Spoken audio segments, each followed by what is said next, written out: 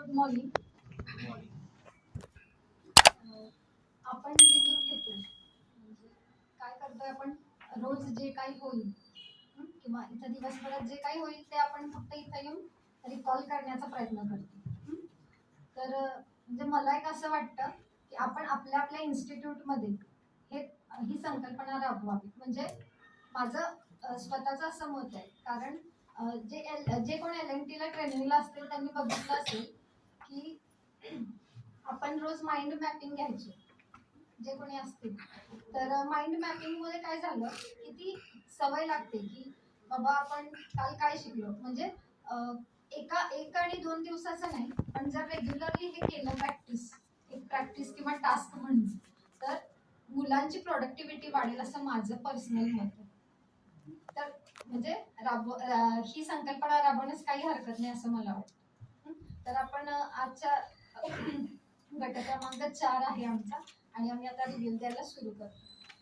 तर आपण काय काय बघितलं. काल पहिल्यांदा इतनी शक्ती हमें देना दाता या प्रार्थनेद्वारे सुरुवात झाली. नेहमीप्रमाणे मेडिटेशन झालं.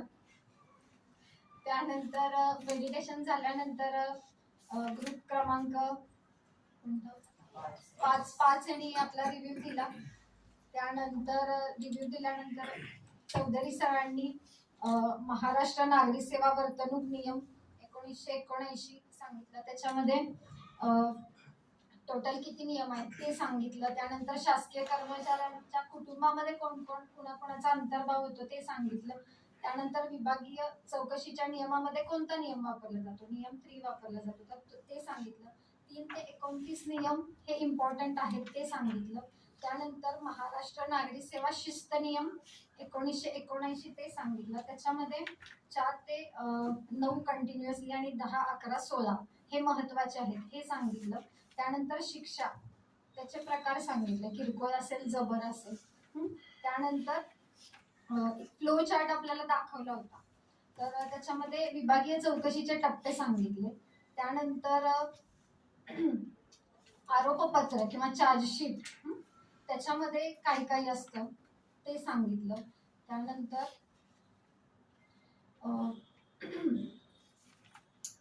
त्यानंतर त्यांच्या सेशन नंतर दुपारचं सेशन आपलं होतं. आपल्याच डिपार्टमेंटचे गव्हर्नमेंट ITI संगमनेर येथील मोरे सर, त्यांचं ॲफिलिएशनवर लेक्चर झालं. त्यांनी आपल्याला आपलं कॉंग्रॅच्युलेशन वगैरे केलं की बाबा तुम्ही सेवेत आलाय, तर तुमचा रोल काय आहे किंवा तुम्ही हे जे मिळवली आहे पोस्ट ती खूप कष्टातून वगैरे मिळवली, आपल्या सगळ्यांना माहिती आहे ते. तर जेव्हा कोणी असं आपण एवढ्या स्ट्रगल मधून आलेलो असतो आणि जेव्हा आपल्याला कोणी हे करतं म्हणजे ऍप्रिशिएट करतं तेव्हा खरंच खूप बरं वाटतं. त्यामुळे काल खरंच मोरे सरांनी जे आपल्याला ऍप्रिसिएशन केलं त्याबद्दल म्हणजे खूप भारी वाटलं.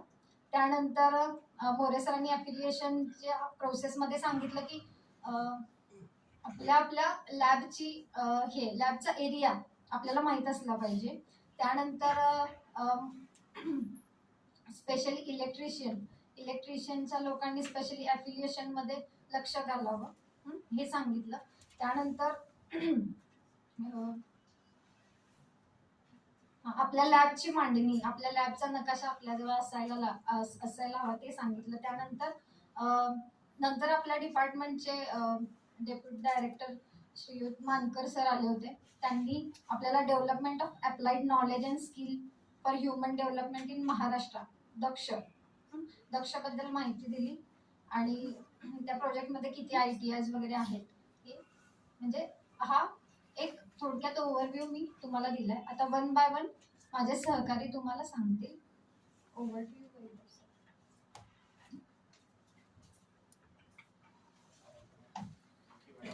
काल दिवसाच्या सुरुवातीला आपण वर्तणूक नियम 1979 बघितले.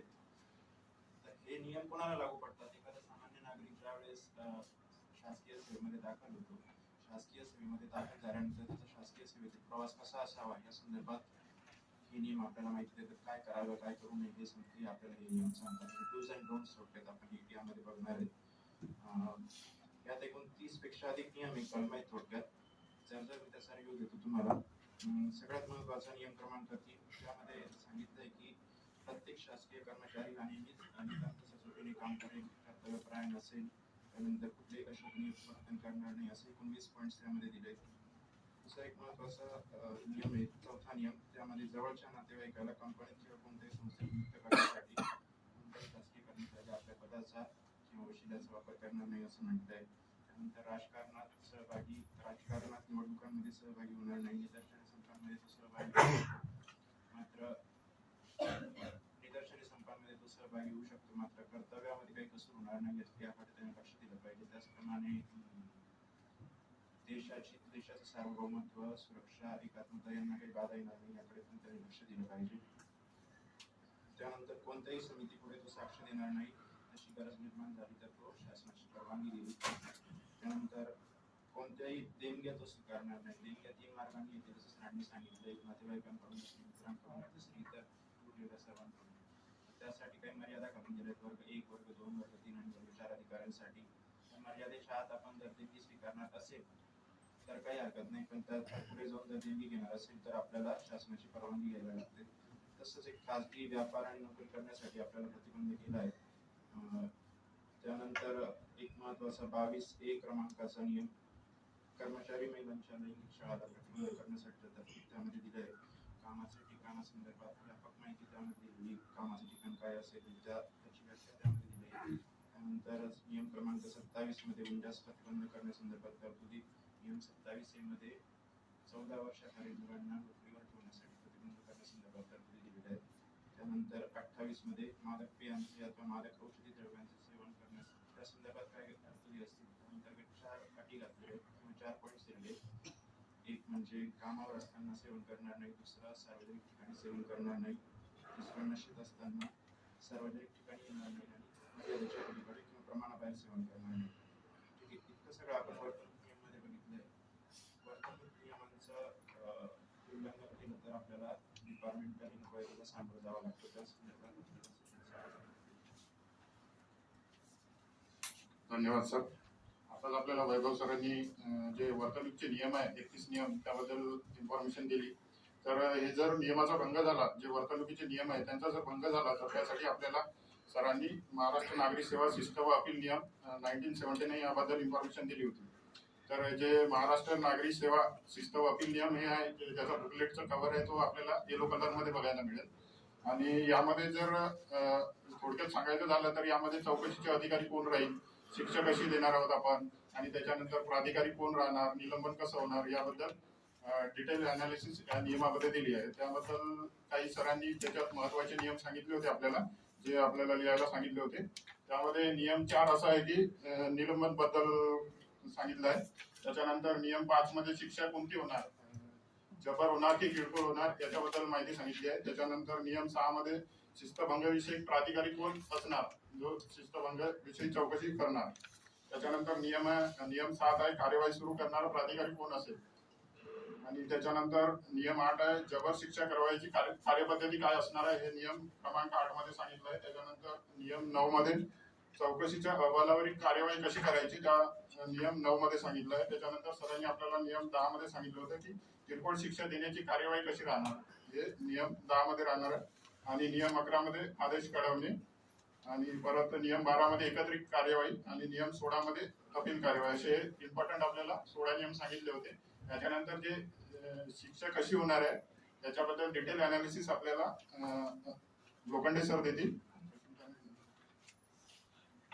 धन्यवाद सर.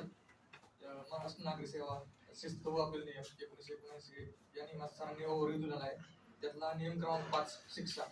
शिक्षा 2 प्रकारचे आहेत, किरकोळ शिक्षा म्हणजे मायनर आणि जबर शिक्षा मेजर. किरकोळ शिक्षात परत 5 प्रकार आहेत. त्यात पहिली ठपका ठेवणे, दुसरा वेतनवाढ रोखणे, तिसरा वेतनात कपात करणे, चौथा पदावरून करणे, 5वा दंड ठोकणे. याचा सगळ्यांचा परिणाम म्हणजे सेवा संपुष्टात येत नाही आणि सेवेत पुन्हा घ्यावी लागते. आणि दुसरे जबर शिक्षा. जबर शिक्षा 3 प्रकार आहेत, सक्तीने सेवानिवृत्त, सेवेतून काढणे आणि बढती करणे. याचा परिणाम असा होतो की सेवा संपुष्टात येते, पुन्हा सेवेत घेता येत नाही. आणि किरकोळ शिक्षा असेल तर नियम 10 प्रमाणे कार्यवाही केली जाते, आणि जबर शिक्षा जर झाली असेल एखाद्या कर्मचाऱ्याला तर नियम 8 प्रमाणे कार्यपद्धती केली जाते. पुढचा नियम सरांनी आता आपल्याला शिक्षेविषयी माहिती दिली, पण ही शिक्षा देण्याचा अधिकार कोणाला आहे? तर तो महाराष्ट्र नागरी सेवा शिस्त व अपील नियम 1979 मधील भाग क्रमांक 3 मधील नियम क्रमांक 6 नुसार शिस्तभंग विषयक प्राधिकारी अधिकारी यांना आहे. जर वर्तणूक केलेला कर्मचारी हा जर राजपत्रित अधिकारी असेल तर त्याला शिक्षा देण्याचा अधिकार हा महाराष्ट्र शासनाचा असतो, म्हणजेच तो राज्यपालाचा असतो. तसेच अराजपत्रित अधिकारी किंवा कर्मचारी यांना गैरवर्तणुकीबद्दल शिक्षा करण्याचा अधिकार हा त्यांची नियुक्ती ज्या प्राधिकाऱ्यांनी केली अथवा ज्या कार्यालय प्रमुखाची नियंत्रण त्याच्यावर आहे यांना त्यांच्यावर शिक्षा करण्याचा अधिकार आहे. यानंतरची माहिती मॅडम देतील. धन्यवाद. नमस्कार. काल आपल्याला श्री चौधरी सर यांनी विभागीय चौकशीबाबतचे टप्पे सांगितले, ते आपण आता बघूया. पहिलं, रिटर्न कंप्लेंट म्हणजे शिस्तभंग प्राधिकारी यांना जर एखाद्या कर्मचाऱ्याबाबतचे गैरवर्तणुकीचे लेखी तक्रार प्राप्त झाले, म्हणजेच रिपोर्ट ऑफ मिसकंडक्ट प्राप्त झालं, तर विभागीय चौकशी सुरू करण्यात येते. त्यानंतर त्याची प्राथमिक चौकशी म्हणजे प्रिलिमिनरी इन्क्वायरी बसवण्यात येते. या चौकशी दरम्यान जर त्या कर्मचाऱ्यावर केलेले सर्व आरोप त्यात काही तथ्य नाही वाटलं तर ती केस तिथेच ड्रॉप करण्यात येते. व पण जर त्यात काही तथ्य वाटले तर ती त्यात सस्पेन्शन पेंडिंग इन्क्वायरी बसवण्यात येते. या दरम्यान जर कर्मचाऱ्यास निलंबित करणे आवश्यक वाटले तर त्याला निर्वाह भत्त्याचं पत्र काढावं लागतं व जर आवश्यक नसले तर तो कर्मचारी ऑन ड्युटीज असतो. त्यानंतर त्यास त्याच्याबद्दल चार्जशीट बनवण्यात येते. चार्जशीट म्हणजेच आरोपपत्र. आरोपपत्रात मुख्यतः 5 पत्र असतात, ज्यात मेमो म्हणजेच ज्ञापन, जोडपत्र 1, ॲनेक्शर 1, ॲनेक्शर 2, ॲनेक्शर 3 आणि ॲनेक्शर 4 असतं. मेमो सर्वांना माहितीच आहे. नंतर ॲनेक्शर 1 मध्ये कर्मचाऱ्यांनी जे काही उल्लंघन केले आहेत त्याचा नियम लिहिलेला असतो. जोडपत्र 2 मध्ये नियमांचे थोडक्यात वर्णन केलेलं असतं आणि जो प्रसंग झाला तो ॲज इट इज शब्दशः लिहिलेला असतो. त्यानंतर ॲनेक्शर 3 मध्ये साक्षीदार असल्यास त्याची यादी लिहिलेली असते व साक्षीदार नसेल तर त्यात निरंग असं लिहिलेलं असतं. बट ॲनेक्शर 3 आणि ॲनेक्शर 4 दोन्ही जोडणे आवश्यक असतं. त्यानंतर ॲनेक्शर 4 मध्ये सर्व आवश्यक कागदपत्रांची यादी लिहिण्यात येते. त्यानंतर हे आरोपपत्र त्या संबंधित कर्मचाऱ्यास देण्यात येतं. एक तर ते बाय हँड देऊ शकतात जर कर्मचारी पुढे उपस्थित असेल तर, पण जर त्यांनी ते स्वीकारण्यास नाकारले तर मग ते त्याच्या पोस्टल ॲड्रेसवर रजिस्टर्ड पोस्टनी पाठवण्यात येतं. जर तो ॲड्रेसही रिलेव्हंट नाही मिळाला किंवा सापडला नाही किंवा तो व्यक्ती तिथे राहतच नाही तर मग तिला त्या चार्जशीटला नोटीस बोर्डवर लावण्यात येते व तिथल्या लोकल न्यूजपेपरमध्ये पब्लिश करण्यात येतं. या पुढील माहिती पुढील टप्पे राजपूत सर सांगते. Thank you madam. विभागीय चौकशीचे तसे 16 टप्पे आहेत, त्यापैकी 5 टप्पे मॅडमांनी सांगितले. थोडा टायमाचा अभाव असल्यामुळे थोडं फास्ट घेतो. 6व्या टप्प्याला जे आरोपपत्र बजावलेलं आहे त्याची स्टडी होते, त्यानुसार त्याला मेजर मायनर पनिशमेंट देण्यात येते. मायनर पनिशमेंट मध्ये काय होऊ शकतं, एक तर त्याला इन्क्वायरी सोबत प्रोसीड होईल, नाही तर मग मेजर पनिशमेंट मध्ये इन्क्वायरी सोबत जाईल. मायनर असली तर त्याला पनिशमेंट म्हणजे पनिशमेंट नाही मिळणार, मेमो देऊन सोडून देण्यात येईल. जर तो गिल्टी आढळला तर नंतर 7व्या स्टेजला inquiry appointment of inquiry officer किंवा प्रेझायडिंग ऑफिसर, मग त्याला सर्विंग नोटीस इन्क्वायरी नोटीस देण्यात येईल. म्हणजे 8व्या स्टेजला त्याचे पण द्यायचे पद्धत तीच आहे. डायरेक्ट नोटीस बाय हँड दिल्या जाईल किंवा मग बाय पोस्ट, नाही तर मग नोटीस बोर्डवर लावण्यात येईल, नाही तर न्यूजपेपर मध्ये. नंतर इन्क्वायरीची प्रोसिडिंग होईल. त्याच्यानंतर इन्क्वायरी रिपोर्ट बनेल 10व्या स्टेजला. जर तो गिल्टी सापडला तर फायनल शोकॉज नोटीस देण्यात येईल. त्याच्यानंतर त्यात परत एकदा स्टडी करण्यात येईल, त्याचं क्लॅरिफिकेशन देण्यात येईल आणि त्याला पनिशमेंट ऑर्डर देण्यात येईल. असे हे विभागीय चौकशीचे टोटल 16 टप्पे आहेत. त्याच्यानंतर पुढील माहिती तुम्हाला सर देतील.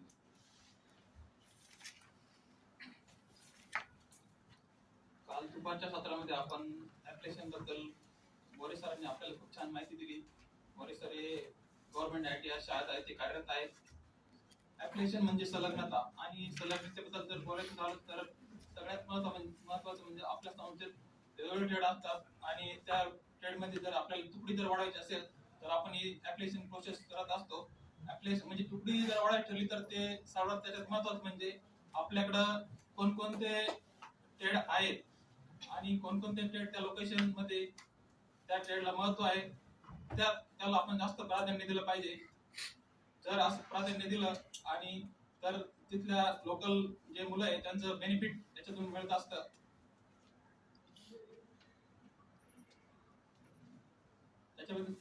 त्याच्यामध्ये आपण प्री प्लॅनिंग करत असतो. प्री प्लॅनिंग मध्ये 3 मुद्दे असतात. तर सर्वात महत्वाचा पहिला मुद्दा म्हणजे जागा. तर जी जागा आपल्याला आपल्या ट्रेडला प्रत्येक ट्रेडला जागा ठरवून दिलेली आहे, किती जागा पाहिजे आणि किती जागा त्या ट्रेडसाठी जे आपण ऍप्लिकेशन करतो त्या ट्रेडसाठी जागा उपलब्ध आहे किंवा नाही. जर जागा उपलब्ध नसेल तर आपण ऍप्लिकेशन प्रोसेस करू शकत नाही.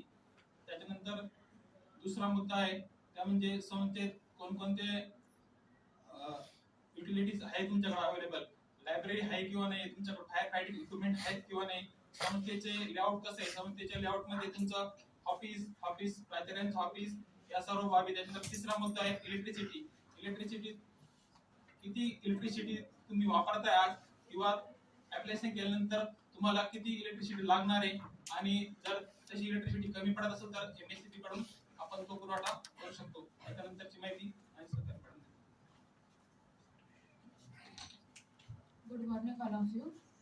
काल दुपारच्या सत्रामध्ये म्हणजेच 4 वाजता आपले जे आरोचे उपसंचालक होते मानकर साहेब, त्यांनी आपल्याला दक्ष या स्कीम बद्दलची माहिती दिली. आता दक्ष ही जी स्कीम आहे ती फक्त डिस्ट्रिक्ट लेवलच्या ITI ला आहे असं आपल्याला वाटते, पण ऍज अ कर्मचारी म्हणून आपण ज्या विभागामध्ये काम करतो आहे तर त्या विभागाची सर्वात मोठी स्कीम असल्यामुळे ते आपल्याला माहिती असावं आणि हे आपलं कर्तव्यही आहे की ते आपण माहिती करून घ्यावी.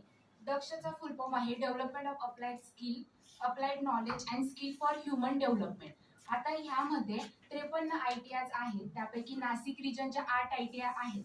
त्यामध्ये डिस्ट्रिक्ट लेवलच्या ITI 36 डिस्ट्रिक्ट लेवलच्या ITI, त्यामध्ये 15 मुलींच्या आणि 2 आश्रमशाळा अशा ITI त्यात आहे. आता आपले जे डिपार्टमेंट आपले जे मंत्रालय आहे कौशल्य रोजगार उद्योजकता व नाविन्यता मंत्रालय, याच्या 5 विंग्स आहेत. त्या 5 विंग्स पैकी आपली DBT ही सर्वात मेन विंग्स म्हणजे DBT एक विंग आहे त्यात.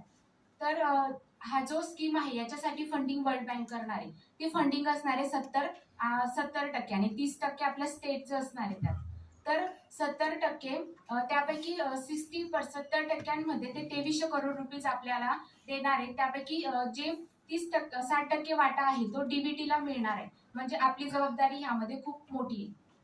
सो दक्षच्या अगोदर ज्या स्कीम होत्या PPP आणि त्यानंतर स्ट्राईव्ह. PPP ही 2007 मध्ये 10 वर्ष चालली. त्यानंतर स्ट्राईव्ह ही स्कीम आताच 2024 मध्ये संपुष्टात आली. आता ही जी दक्ष स्कीम आहे ती 24 ते 29 या कालावधीमध्ये पार पडणार आहे. त्यापैकी प्रत्येक ITIला जे आपल्या नाशिक रिजन मध्ये 8 ITI आहेत त्यापैकी प्रत्येक ITIला 25 करोड रुपीज इतके फंडिंग ते करणार आहेत आणि ते फंडिंग यूज करून आपल्याला आपली ती ITI मॉडेल कशी बनवता येईल यावर लक्ष केंद्रित करणार आहे. तर मॉडेल ITI म्हणजे नेमकं काय, तर ह्याचे जे निकष आहेत ते माझे सहकारी तुम्हाला सांगतील. नमस्कार.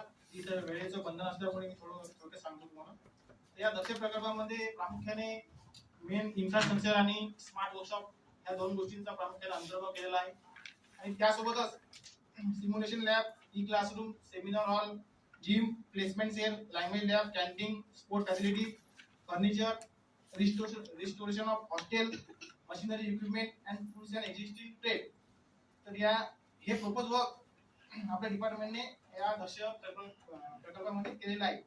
तर हा दक्ष प्रकल्प अतिशय महत्त्वाकांक्षी प्रकल्प असून येणाऱ्या काळात नक्कीच आपले ITI मॉडेल होतील. म्हणजे जे पण ITI निवड केलेली आहे ते ITI येणाऱ्या काळात नक्कीच आधुनिक होतील अशी आपण सर्वांनी अपेक्षा बाळगूया. आणि तसेच आजची गटारी सादरीकरण संपले असे मी आमच्या गटारी पूर्व परवानगी न घेता जाहीर करतो. तसेच प्रभूंनी आम्हाला जे बोलण्याची संधी दिली त्याबद्दल त्यांचे पण मी आभार व्यक्त करतो.